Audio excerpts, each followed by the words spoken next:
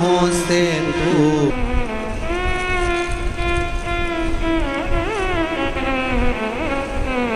और मैंने तेरे ही भरोसे बाबा तेरे ही भरोसे हवा बिच उड़ती जावांगी बाबा डोर हथो छछीना में कटी जावांगी। कौआ मानसरोवर से जाता नहीं है। हंस ने विचार कर लिया कि इसको समझा दिया ये नहीं जाता तो अपने को जाना चाहिए। हंस चल दिए, हंस चले गए। एक हंस बैठा रहा, उसकी कौवे से दोस्ती हो गई।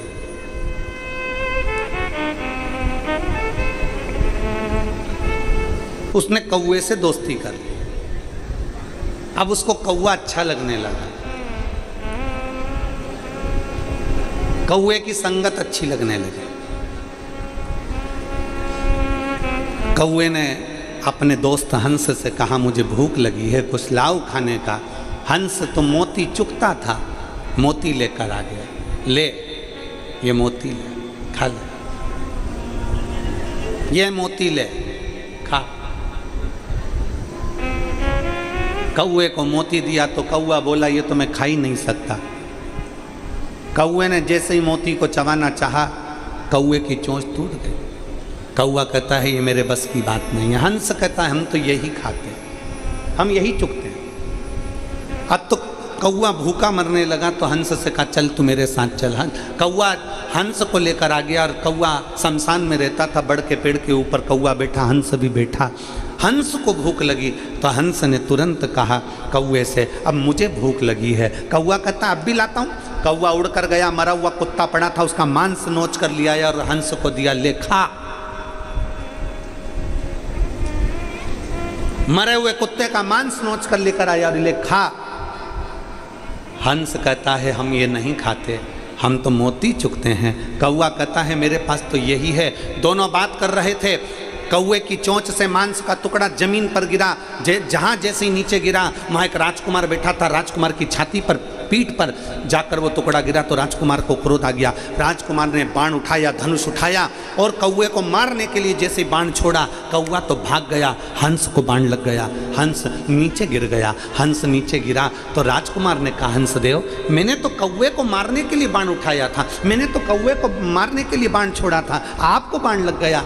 इतने में हंस कहते हैं राजकुमार इसमें गलती तुम्हारी नहीं है, गलती मेरी है।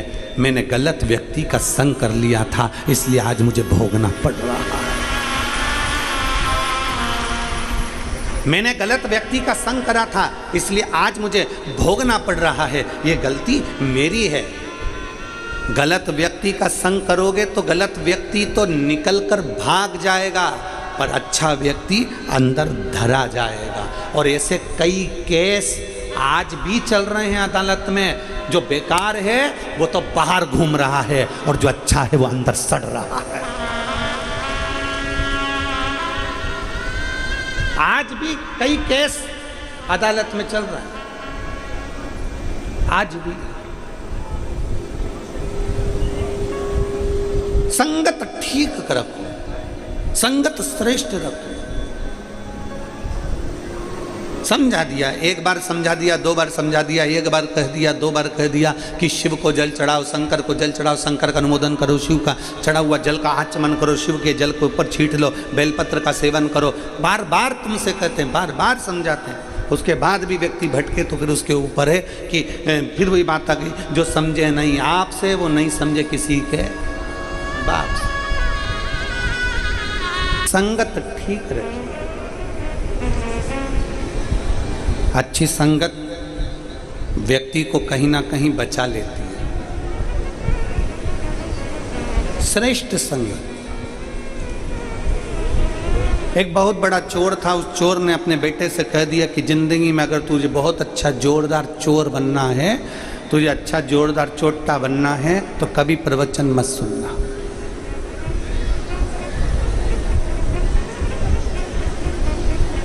चोर ने अपने बेटे को बड़ा चोर बनाने के लिए कह दिया कि कभी प्रवचन में मत जाना, कभी सत्संग में मत जाना, तो तू नंबर 1 का चोट्टा बन जाएगा, 1 नंबर क्वालिटी का चोर बनेगा। चोरों में भी तेरी पहुंच बहुत ऊंची होगी और तू वीआईपी चोट्टा कहलाएगा।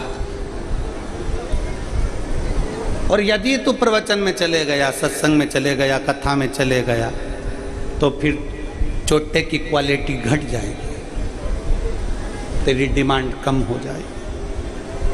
अगर तुझे अच्छा जोरदार चोट्टा बनना है तो कभी प्रवचन में मत जा, कभी सत्संग में मत जा, कभी कीर्तन में मत जा। बेटे ने कसम खा ली कि कभी प्रवचन नहीं सुनूंगा, कभी सत्संग में नहीं जाऊंगा। पिता मर गए, बेटा बढ़िया जोरदार चोट्टा बन गया, चोर। एक दिन चोरी का धन लेकर जा रहा था और चोरी का सामान ले जाते कहीं पर प्रवचन चल रहा था। ये थक कर बैठा था, इसको नहीं मालूम कि पीछे प्रवचन चल रहा, इसके अंदाजा नहीं, इसके स्मरण में नहीं है कि पीछे प्रवचन चल रहा। ये तो बैठ गया, थक कर जैसे ही बैठकर पानी पी रहा था, इतने में पीछे से आवाज आई। एक महाराज प्रवचन में कह रहे थे कि भगवान के चरण कभी पृथ्वी पर नहीं पड़ते हैं, भगवान पृथ्वी पर कभी अपने चरण नहीं लगाते, भगवान पृथ्वी से ऊंचे रहते हैं। क्यों चरण नहीं लगाते? क्योंकि भगवान पृथ्वी पर चरण इसलिए नहीं लगाते, भगवान विष्णु पृथ्वी पर चरण इसलिए नहीं लगाते क्योंकि उन्होंने एक एक कंकर में शंकर को देखा है। तो किसी कंकर पर मैं लात रखूंगा, वहां अगर शंकर हुआ तो मैं कैसे लात। इसलिए देवता कभी अपना चरण पृथ्वी पर नहीं लगाते। उसके कानों में जैसे शब्द गया, उसने कान बंद करे, सामान उठाया, भाग गया, कहीं प्रवचन नहीं सुन लूं मैं। अब चोरी का धन लेकर भागा था, ऐसी चोरी करते करते करते 3 महीना बीत गया। एक दिन राजा ने अपने दूतों को भेजा, जाओ जरा चोर का पता लगाओ, मिल ही नहीं रहा है, रोज चोरी कर रहा है, पकड़ो जरा। दूत गए, चोर मिल भी गया, पकड़ भी लाए। पर राजा इतना ईमानदार था कि चोर से पहले पूछता था, तुमने ये गुनाह किया है क्या? तुमने किसी का कत्ल किया है क्या? तुमने चोरी करी है क्या? तुमने ऐसा काम किया है क्या? राजा पूछता था। अब चोर को सामने लाकर खड़ा किया। जब चोर सामने आया तो राजा ने उससे पूछा, तुमने चोरी करी है? रानी के हार चुराए? 4 घरों में तुमने चोरी करी है? चोर ने मना कर दिया, नहीं मैंने चोरी नहीं करी। राजा ने उसको खूब त्राड़ दिया, फिर भी उसने मना कर दिया, मैंने चोरी नहीं करी। राजा ने अपने मंत्री से पूछा कि बताओ, ये चोरी की हाँ भरी नहीं रही और सब कह रहे हैं कि चोट्टा यही है, क्या करा जाए?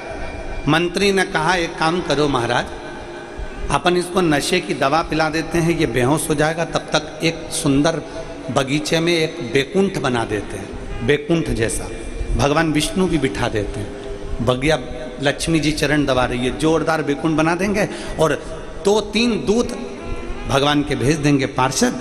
वो जैसे ये होश में आएगा, पार्षद कहेंगे कि तुम्हारे प्राण छूट गए थे, तुम बैकुंठ में आए हो, आओ तुम्हारा स्वागत है, तुम्हारा स्वागत है, आओ तुम बैकुंठ में आए हो। यहां झूठ नहीं बोला जाता, सत्य बोलना, सत्य का निर्णय होगा। राजा ने कहा बिल्कुल ऐसे ही करो, और उन्होंने तुरंत बगीचे में बैकुंठ बना दिया, बिठा दिया नारायण भगवान को, लक्ष्मी जी को, इसको दवाई पिलाकर वहाँ छोड़ भी दिया। इसको होश आते से पार्षदों ने कहा, मैं इंद्र हूँ, वो कहता है मैं गरुण हूँ, वो कहता है मैं वरुण हूँ, कोई कहता है मैं ब्रह्मा हूँ, कोई कहता है मैं ये हूँ। आप बैकुंठ लोक में हो, यहाँ सत्य बोला जाता है, आप सत्य बोलो। आप का नाम क्या है? उसने तुरंत अपना नाम, असली नाम बता दिया। खुश हो गए राजा, इसने अपना असली नाम बता दिया, और यही चोर का नाम था। अब हम आपसे पूछते हैं, आप पृथ्वी पर क्या चोरी का काम करते थे? उसी के अनुसार आपको भोग भोगने को मिलेगा। वो बोलने वाला था कि हाँ मैं चोर हूं, इतनी देर में उसको संत की बात याद आ गई कि देवता के चरण पृथ्वी पे नहीं पड़ते, और ये तो सब जमीन पे खड़े हैं, ये सब जमीन पे खड़े। देवता के चरण पृथ्वी पर नहीं पड़ते, ये सब जमीन पे खड़े हैं। उसने तुरंत कह दिया, मैं जानता हूं तुम विष्णु जी हो ही नहीं, मैं जानता हूं तुम ब्रह्मा नहीं हो, तुम इंद्र नहीं हो, तुम गरुण नहीं हो, तुम वरुण नहीं हो, और ये बैकुंठ नहीं है, मैं जानता हूं। इतने में राजा ने पूछा, आज तक इस बैकुंठ को कोई समझ नहीं पाया, तू कैसे पहचान गया? उसने कहा, मैं चोरी का धन लेकर आ रहा था, मैं चोर हूं महाराज, पर चोरी का धन लाते लाते मैं एक जगह बैठ गया था, मेरे कानों में शब्द गया था कि भगवान के चरण कभी पृथ्वी पर नहीं पड़ते, ये सब पृथ्वी पर खड़े थे, मैं पहचान गया कि ये भगवान है ही नहीं। इसलिए महाराज आज मैं सत्य कहता हूं, 1 मिनट का सत्संग मेरे कानों में गया और मुझे मरने से बचा लिया। अगर मैं पूरा प्रवचन सुन लेता तो मेरी जिंदगी संवर जाती, मेरा जीवन सार्थक हो जाता, मेरी जिंदगी सार्थक हो जाती। शिव महापुराण की कथा में जब जाओ तो मन बनाकर जाना कि मेरे को 2.5 घंटा 3 घंटे का सत्संग श्रवण करना है, प्रवचन श्रवण करना है, कथा सुनना है, और वहां से एक नियम लेकर जाना है कि मैं अपने घर जाऊंगा तब 1 लोटा जल शिव जी को चढ़ाऊंगा। ये नियम अपने भीतर का, उसका भजन संगत ठीक रखिए। उत्पल विदल को समझाता है, शिव महापुराण करे, विदल और उत्पल की कथा शिव महापुराण के अंतर्गत आती है। उत्पल विदल को समझा रहा, क्यों गलत काम करता है, क्यों गलत विचार करना, क्यों गलत सोच रखना।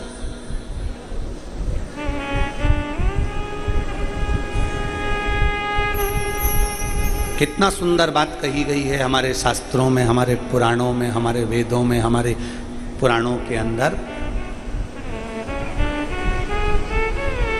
चैतन्य महाप्रभु जी ने अपने लेख में लिखा है, चैतन्य महाप्रभु जी अपने लेख में लिखते हैं कि कथा सुनने के लिए बैठो, बड़े प्रेम से बैठो, पर कथा में अगर कोई किसी की निंदा करता हुआ दिखे तो कथा को छोड़कर अपने घर पर चले जाओ, पर निंदा श्रवण मत।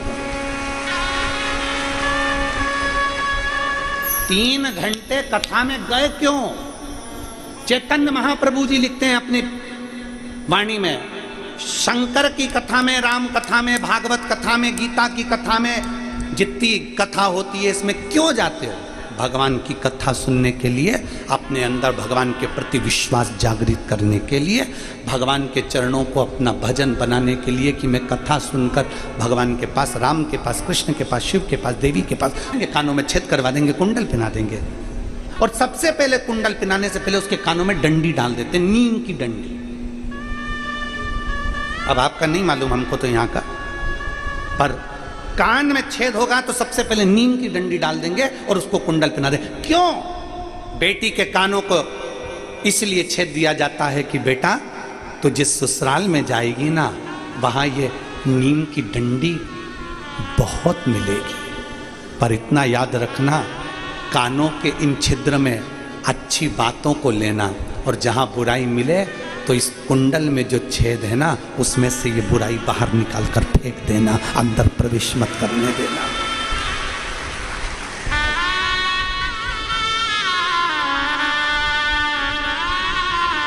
तो देखकर मां ने सामने के किले पर देखा और किले पर दुश्मनों का झंडा था, सामने किले पर दुश्मनों का झंडा था, और जीजाबाई से रहा नहीं गया, और जीजाबाई ने शिवा को बुलाया। शिवा, जीजाबाई ने शिवाजी को बुलाया, ए शिवा। हाँ मां, सामने झंडा किसका लगा है? दुश्मनों का। ये भगवा झंडा सामने क्यों नहीं है? जिस भगवा झंडा के नीचे हमारा सनातन धर्म पला है, वो भगवा झंडा उस किले पर क्यों नहीं है? जिस भगवा झंडे के नीचे हमारा सनातन धर्म खिला है, चला है, वो भगवा झंडा शिवा उस किले पर क्यों नहीं है? शिवाजी ने कहा, मां अपने पास सेना नहीं है। सेना नहीं है? हाँ, उसके पास सेना ज्यादा है, अपने पास सेना नहीं है मां। अपने पास, उसके पास में बम हथगोले। Sauron needs not a... Shiva कल उस किले पर भगवा झंडा तेरी मां जीजाबाई गाड़ेगी। कल उस किले पर भगवा झंडा तेरी मां गाड़ेगी। शिवा के हाथ में जो पात्र था नीचे गिर गया और शिवाजी ने, वीर शिवाजी ने कहा, मां अब तुझे जाने की जरूरत नहीं है। तेरे लाल ने जो शंकर पर जड़ चढ़ाया है वो शिवा किले पर से झंडा उतार कर भगवा चढ़ाकर मानेगा। आक्रमण साथ वाले कर रहे हैं, सेना नहीं है। वीर शिवाजी ने कहा, सेना को रहने दो, चलो। और जो चढ़े सबको नष्ट कर कर आखिरी में भगवा झंडा गाड़ कर मां के पास आए। मां ने गले लगाकर कह दिया, आज से मेरा बेटा केवल शिवाजी नहीं, छत्रपति शिवाजी है। आज से मेरा बेटा केवल शिवाजी नहीं, छत्रपति शिवाजी है। ये साधारण नहीं है। अपनी मां के कहने पर जब किले पर चढ़कर भगवा गाड़ सकता है तो इतना विश्वास तो आज में मुझे भारत की भूमि के इन बेटा बेटी पर है कि ये सनातन धर्म का झंडा गाड़ सकते हैं।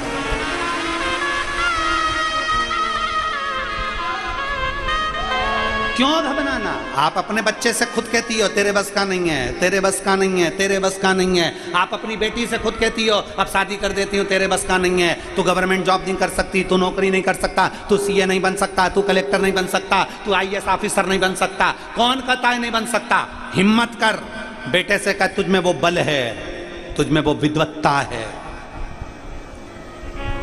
तुझ में वो बल है, तुझ में वो विद्वत्ता है, तू सब कुछ कर सकता, सब कुछ। क्यों घबराता है? बढ़ आगे। मैं तेरे साथ हूं ना, तेरे पापा तेरे साथ है ना, परिवार तेरे साथ है ना, दूसरे से मतलब नहीं। तू तो बढ़ आगे। मम्मी मेरे से नहीं होगा तो बैठ कर निंदा कर रहा है तो वहां से उठकर चले जाओ। विद्वत्ता किसी काम की नहीं। जैसे ही उसके मुख से निंदा निकलना चालू हुई किसी की, समझ लो कि उसकी विद्वत्ता शून्य हो गई। वो शून्य है, शून्य, दूर हट जाए, निंदा से परे हो जाए, निंदा से। बिदल, मैं तुझे समझा रहा हूं, मत कर गलत काम। बिदल मानता नहीं है, उत्पल उसके साथ में रहता है, भाई एक छोटा साथ में रहता। मैं तुझे समझा रहा हूं, मान जा। नहीं माना, मानता नहीं। अच्छी संगत का असर जरूर होता है। मैं हमारे जजमान श्री डॉक्टर शिवराज नांदेड़कर जी को धन्यवाद देता हूं कि उन्होंने ये कथा कराकर, श्री प्रशांत पातेवर जी को धन्यवाद देता हूं कि ये कथा का आयोजन की तपन तुमको लगेगी जरूर। उसी तरह गलत व्यक्ति के पास जाओगे तो उसकी लत तुम्हें लगेगी जरूर। इसलिए थोड़ी दूरी बना, थोड़ी दूरी बना। गलत व्यक्ति की लत लग जाए, गलत, थोड़ी दूरी बना, दूरी बना। और शिव तत्व को जानने का प्रयास करें। ने संपूर्ण विश्व के भरण पोषण का भार लिया। काशी कौन कौन गया? जरा हाथ उठाइए, हाथ उठाओ जो काशी गए। सभी लोग गए हैं? रखो रखो रखो रखो। प्रणाम आपको, प्रणाम। उज्जैन जाओगे तो महाकाल मंदिर में पार्वती जी का दर्शन होगा। ओमकारेश्वर जाओगे तो ओमकारनाथ में माता पार्वती जी का दर्शन होगा। सोमनाथ जाओगे तो माता पार्वती जी का दर्शन होगा। प्रत्येक ज्योतिर्लिंग में जाइए, माता पार्वती जी का दर्शन होगा। केवल एक विश्वनाथ ऐसे हैं जहां पर पार्वती जी की जगह मां अन्नपूर्णा विराजमान है। मां अन्नपूर्णा बेटी, अन्नपूर्णा, जिसने संपूर्ण विश्व के भरण पोषण का भार ले रखा है, जिसने संपूर्ण विश्व के भरण पोषण का भार अपने पास रखा है, जिसके सामने स्वयं देवादिदेव महादेव भी भिक्षा पात्र लेकर जाते हैं, वो अन्नपूर्णा है, वो पार्वती है, वो मां जगत जननी जगदम्बा दुर्गा है। उन पार्वती पर गलत दृष्टि देना, उन माता पर गलत दृष्टि देना, माता पार्वती को गलत दृष्टि से देखना श्रेष्ठता। फिर निवेदन है, पराया धन पराई स्त्री, पराया धन पराई स्त्री व्यक्ति को एक ना एक दिन बर्बादी कर कर ही छोड़ता है। पराया धन पराई स्त्री व्यक्ति को बर्बाद कर कर छोड़ती है। इसलिए किसी का पड़ा हुआ धन भी मिल जाए तो प्रयास करना कि वो धन उस तक पहुंच जाए। किसी का सोना चांदी मिल गया उस तक पहुंच जाए, किसी का पर्स मिल गया उस तक पहुंच जाए। प्रयास करिए, प्रयास करिए। पहले के समय में रात्रि विश्राम के समय पर पत्नी पति दोनों विचार करते थे, बच्चों का क्या करना है, मम्मी का जैसा है, पापा का ऐसा है, ऐसा करेंगे, बच्चों को पढ़ाना है, इस स्कूल भेजना है, ऐसा कार्य करना है, वैसा कार्य करना है। ये मन में चलता रहता था, दोनों के विचार चलते थे, दोनों की सोच चलती थी। आज के जमाने में पति पत्नी दोनों साथ है, पर दोनों का मोबाइल, आखिरी नींद की झपकी नहीं आ जाए तब तक एक उधर एक इधर, अपना मोबाइल इधर से टेढ़ा करके वो उधर से टेढ़ा कर कर, दोनों मोबाइल चल रहे हैं, दोनों चल रहे हैं, दोनों मोबाइल चल रहे हैं। और बच्चे मम्मी मम्मी क्या है, गर्मी लग रही, पंखा चालू कर रहे, तू चल ले, कर ले, जा तू। और बच्चे बेचारे अब सोच रहे हैं कि बच्चे हमारे स्वामी विवेकानंद बन जाएं, बच्चे हमारे राम बन जाएं, बच्चे हमारे कृष्ण बन जाएं। तो आपसे निवेदन है, बच्चों को राम बनाने से पहले आपको कौशल्या बनना पड़ेगा, बच्चों को कृष्ण बनाने से पहले आपको यशोदा बनना पड़ेगा, बच्चों को वीर शिवाजी बनाने से पहले आपको जीजाबाई बनना पड़ेगा, और राष्ट्र को गौरवान्वित करने के लिए आपको अहिल्याबाई बनना पड़ेगा। ये निश्चित आपके भीतर है। हम क्या दे रहे हैं अपने बच्चों को? समय कौन? माँ के पास समय नहीं, बाप के पास समय नहीं, और विचार करके बैठे हैं बुढ़ापे में औलाद हमको समय देगी। तुम कितना दे रहे हो? तुम कितना दे रहे हो? बाप को नौकरी से और दुकान से फुर्सत नहीं है, शाम को आते हैं, भोजन करा, विश्राम करते हैं। बच्चे क्या 5-10 मिनट बस हंस लिए, खेल लिए, कूद लिए, और बच्चे लोग इस समय अब सोच रहे हैं माँ दिन भर काम काम काम, आखिरी में मोबाइल पर बात करते करते करते करते बच्चों को समय नहीं। बच्चा स्कूल में, ट्यूशन पर, बाहर, बच्चों को ना माँ ने समय दिया ना बाप ने समय दिया। अगर तुम्हारी छोटी सी औलाद को तुम समय देना चालू कर दे तो जैसा दोगे वैसा पाओगे। तुम समय आज दोगे तो तुम्हारी औलाद भी बुढ़ापे में तुम्हारे पास बैठकर समय देना चालू करेगी। समय देते हैं, और फिर वही बात आ गई। अब क्या कहते हैं, महामृत्युंजय का पाठ करा लो, बेचारे के छोटे छोटे बच्चे हैं रे, बेचारा चले जाएगा। शंकर जी को याद कर लो, बेचारे के छोटे छोटे बच्चे हैं रे, बेचारा चले जाएगा। भगवान से प्रार्थना करते, भगवान थोड़ा सा और रख देते रे, उनके बच्चे छोटे हैं, शादी हो जाएगी, बच्चियों की शादी हो जाएगी। भगवान थोड़ा सा समय दे दो, अरे भगवान समय दे दो, भगवान थोड़ा सा समय दे दो। भगवान से केवल समय मांगते हैं। अपन ये नहीं कहते कि मरने वाले के लिए ए मर रहा है रे, इसको गुलाब जामुन खिला दो, ये मर रहा है रे, इसको समोसा खिला दो। नहीं, मरने वाले को समोसा और गुलाब जामुन की चाह नहीं, मरने वाले को तुम्हारे करोड़ों की धन की चाह नहीं। मरने वाले के लिए भगवान से प्रार्थना करी जाती है, इसको थोड़ा अच्छा रखना प्रभु, इसको अच्छा रखना, थोड़ा सा समय और दे देना प्रभु। बीमारी तो आई है पर समय देना। क्यों? भगवान शंकर कहते हैं तूने मुझे समय दिया है तो अंत समय में मैं तुझे समय दूंगा, कोई नहीं बचाएगा, तब शिव आए। अनंत समय प्रभु, बोलो बोलो सब बोलो, अनंत समय और वचन दिया तो निभाना पड़ेगा। आए ना आए प्रभु कुटुंब कभी ना, अंत समय प्रभु और वचन दिया तो अंत समय प्रभु। बस अंत समय परमात्मा को जो दिया है वो तुम्हें प्राप्त होगा, जो देते हो वो मिलेगा। समय दिया बच्चों को तो बच्चे भी बुढ़ापे में समय देंगे तुमको, नहीं तो तुम्हारा बुढ़ापा तो गया। मत दो समय, फिर अकेले कमरे में पड़ी रहना, फिर कहते रहना अपने पति से औलाद तो सुनी नहीं रही है, बहू तो सुनी नहीं रही है, तुमने समय नहीं दिया। थोड़ा सा समय दीजिए, थोड़ा सा समय। फिर निवेदन, जो हमने पहले कथा में कहा, आज फिर कह रहे हैं। पहले की कथाओं में ये बात बोल चुके हैं, आज फिर कह रहे हैं। अच्छी कमाई हो रही हो ना तो मकान बना लो, अच्छी कमाई हो रही है तो 2-4 प्लाट लेके पटक दो, अच्छी कमाई हो रही हो तो पत्नी के जेवर बना दो, अच्छी कमाई हो रही हो तो गाड़ी बंगला सब करो। चलती नौकरी में, चलती कमाई में सब कुछ कर लो, आगे का क्या भरोसा। चलती नौकरी में, चलती कमाई में, दुकान अच्छी चल रही है, अभी प्लाट ले लो, दुकान अच्छी चल रही है, थोड़ा काम कर लो, अपनी सत्ता अच्छी चल रही है, अपना काम कर लो, तो तुम ले लो प्लाट, मकान, जमीन, जायदाद सब कर लो चलते में। जब नहीं चलेगी तब पढ़। अब जैसे चलती दुकान में प्लाट ले लो, चलती नौकरी में मकान ले लो, जेवर बना लो, उसी तरह जब तक ये श्वास चल रही है तब तक शिव कथा सुन लो। बात का ठिकाना क्या है?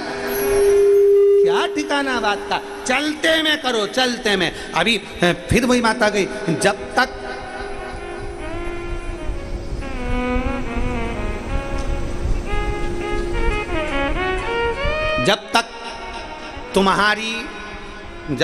तुम्हारा शरीर चले, जब तक तुम्हारे घर में चले, तब तक खूब दान पुण्य, कथा, सत्संग, भजन, कीर्तन, जो तुम्हारा मन करे, तीर्थ वगैरह सब करो।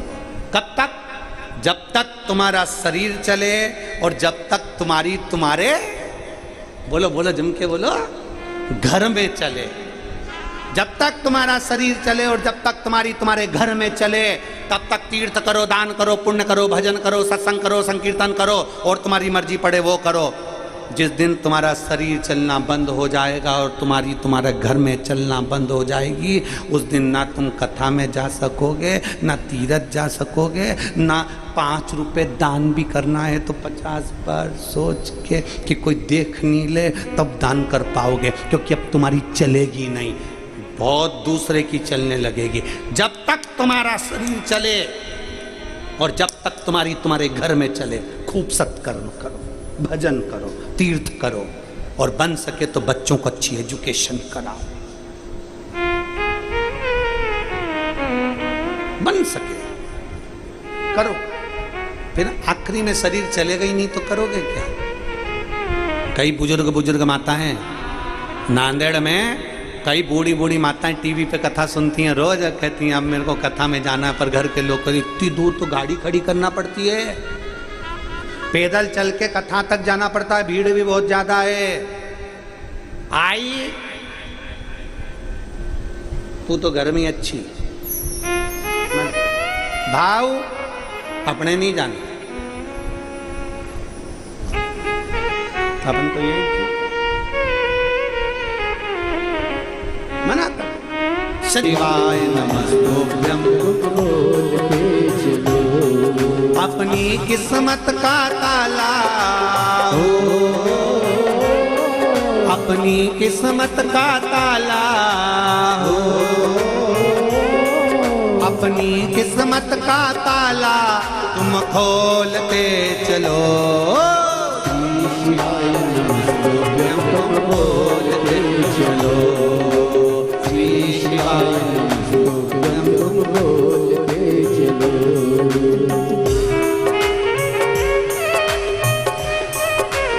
बड़े भाव से दोनों हाथों से ताली से बजाते हुए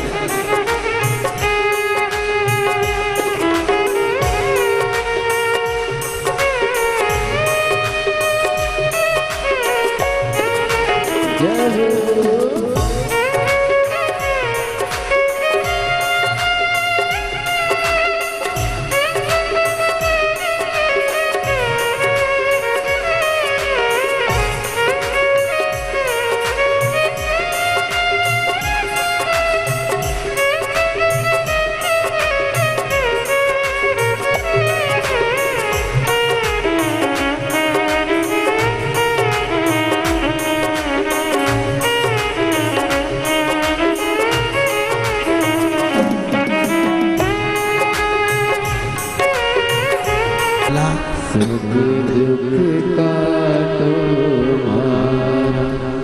भोला सब दुख काटो वेश मंगलकारी वेश मंगलकारी शमशान शमशान महादेव। जब शरीर को कोई दवाई ना लगे, औषधि ना लगे, तो उसी दवाई को कुंदकेश्वर महादेव के नाम से खाए। डॉक्टर की दवा को भी कुंदकेश्वर महादेव का नाम लेकर खाओ, शरीर में दवाई लगती है। शुगर लेवल ऊपर हो गया, शुगर बहुत ऊंचाई पर पहुंच गई, शुगर ज़्यादा ही हो गई, तो एक बेलपत्र कुंदकेश्वर महादेव का नाम लेकर शंकर जी पे चढ़ी हुई, अशोक सुंदरी के वहाँ स्पर्श करी हुई, रोज प्रतिदिन कम से कम 2 बेलपत्र गला पकड़ रहा है 2 बेलपत्र प्रतिदिन अवश्य खाओ। ज़्यादा ही शुगर ऊंची जा रही है तो 3 बेलपत्र सुबह दोपहर शाम खाएं। शिव जी को जल चढ़ाएं, उसका आचमन करें। दिन भर में बेलपत्र खाने के बाद शाम को ब्लड की जांच जरूर कराएं, शुगर का लेवल अपने आप डाउन होगा। शिव पर भरोसा कर कर कुंदकेश्वर महादेव का नाम लेकर अगर खाएंगे फल मिलेगा, फल प्राप्त होगा। आगे वर्णन आया 12 ज्योतिर्लिंग का। सोमनाथ जी में चंद्रदेव ने काया का रोग होने पर शिव की स्तुति कर कर काया के रोग से मुक्त हो। फिर वर्णन है मल्लिकार्जुन का। कार्तिकेय बाबा रुष्ट होकर गए और श्री शैलम पर जाकर विराजमान हुए तो भगवान शंकर पार्वती ने उनको मनाया। फिर वर्णन आया है महाकाल बाबा का। दूषण नाम के राक्षस का संहार करा, भगवान शिव महाकाल बनकर विराजित हुए। अगला वर्णन है ओमकारेश्वर बाबा का। माँ नर्मदा ने विंध्य के कहने पर ओम का नाद किया और शिव ओमकारेश्वर बनकर विराजमान हुए। अगला वर्णन है श्री केदारेश्वर का। नर नारायण तप कर कर भगवान शंकर को प्राप्त करें। भीमा शंकर कुंभकर्ण के बेटे भीम का संहार किया शिव जी ने और नाम भीमा शंकर पड़ा। फिर वर्णन आया है काशी विश्वनाथ का। मनु शत्रुपा के तप करने से शिव आनंद के साथ विराजमान हुए। वर्णन है त्र्यंबकेश्वर का। गौतम बाबा पर गौहत्या का जब दोष लगा, गौतम बाबा की धर्मपत्नी माहिल्या जी ने भगवान शंकर पार्वती शिव ब्रह्मा और विष्णु का स्मरण कर कर 3 शिवलिंग के रूप में विराजमान हुआ। अगला वर्णन है श्री वैद्यनाथ जी। त्र्यंबकेश्वर की भूमि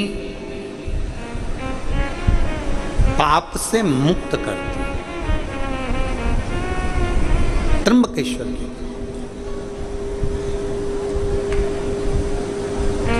त्र्यंबक की भूमि पाप से मुक्त करने वाली, कैसा भी पाप जीव पर चढ़ जावे वो मुक्त कर देती। अगला वर्णन है वैद्यनाथ बाबा का। रावण भगवान शिव के शिवलिंग को लेकर जा रहा था, भूमि पर रख देते हैं, बाबा वहीं पर विराजमान हो जाते हैं। बाबा वैद्यनाथ जी के रूप में विराजित। अगला वर्णन है श्री नागेश्वर बाबा का। दारुक नाम के राक्षस का संहार मेरे शिव जी ने किया है। दारुक नाम के राक्षस का संहार मेरे बाबा ने करा और भगवान नागेश्वर के रूप में विराजित हुए। फिर वर्णन आया है श्री रामेश्वर जी का। राम जी महाराज ने लंका पर विजय प्राप्त करने से पहले शिवलिंग की स्थापना करी और रामेश्वर के रूप में विराजित हुए। फिर अगला वर्णन है कृष्णेश्वर का। सुधर्म नाम के ब्राह्मण की 2 धर्मपत्नी थी, सुदेहा और घूष्मा। सुदेहा के यहाँ संतान नहीं थी, घूष्मा के यहाँ औलाद थी, तो घूष्मा का पहली संतान सुदेहा को दे दी थी। सुदेहा ने देखा कि मेरा बच्चा मेरे ही मीत नहीं, बेटे के टुकड़े टुकड़े कर कर कपड़े में बांध कर तालाब में फेंक दिया। घूष्मा का नियम था पार्थिव शिवलिंग का निर्माण कर कर पूजन करने जाती थी, विसर्जन करने जाती थी। तभी बेटे को देखे हुए बहुत दिन निकल गए थे, और बेटे को देखे हुए जब बहुत दिन निकल गए तब मन में विचार करा कि मेरा बेटा मुझे एक बार दर्शन दे, दिखे। शंकर भगवान की कृपा से मरा हुआ बेटा तालाब में से तैरता हुआ बाहर आ गया। घृष्णेश्वर ज्योतिर्लिंग के रूप में शिव जी विराजमान हो गए। ऐसे 12 ज्योतिर्लिंग का स्मरण कराया है। भगवान शिव की यह पवित्र कथा चंचुला देवी अपने पति बिंदुक के प्रेत योनि से मुक्त होने के लिए सुनती है। प्रेत योनि से बिंदुक मुक्त हो जाता है, चंचुला अखंड सौभाग्य धारण कर लेती है, शिव के धाम पर चली गई। तो मुरुका जी कहते हैं, चंचुला मृत्यु लोक में, कलयुग में, कलिकाल में जब कलयुग प्रवेश कर रहा है और कलिकाल आगे बढ़ता चले जा रहा है, उस समय पर केवल एक आधार शिव और भगवान शंकर का स्वरूप शिवलिंग होगा। कलयुग के चलते चलते लाखों बीमारियां, लाखों चिंताएं, लाखों टेंशन मानव के जीवन में रहेंगे। बहुत चिंता, बहुत बीमारियां, बहुत बहुत क्लेश मानव के देह में रहेगा। तो मुरुका जी कहते हैं, चंचुला जो शंकर के मंदिर में, शिवालय में जाना प्रारंभ करेगा, एक लोटा जल शिवालय को चढ़ाना प्रारंभ करेगा, कलयुग का असर उस पर होगा नहीं और वो रोग से और व्याधियों से दूर होता चलेगा। ये शिव महापुराण की कथा संपूर्ण कामनाओं को सिद्ध करने वाली है। हजारों हजारों तप का फल एक शिव महापुराण की कथा है, जिसको आप और हम श्रवण करते हैं। मैं डॉक्टर शिवराज जी नांदेड़कर जी को और श्री जजमान परिवार प्रशांत पातेवार जी को धन्यवाद देता हूँ। आपने, आपकी धर्मपत्नी माता 9 दिवसीय 11 दिवसीय शिव पुराण में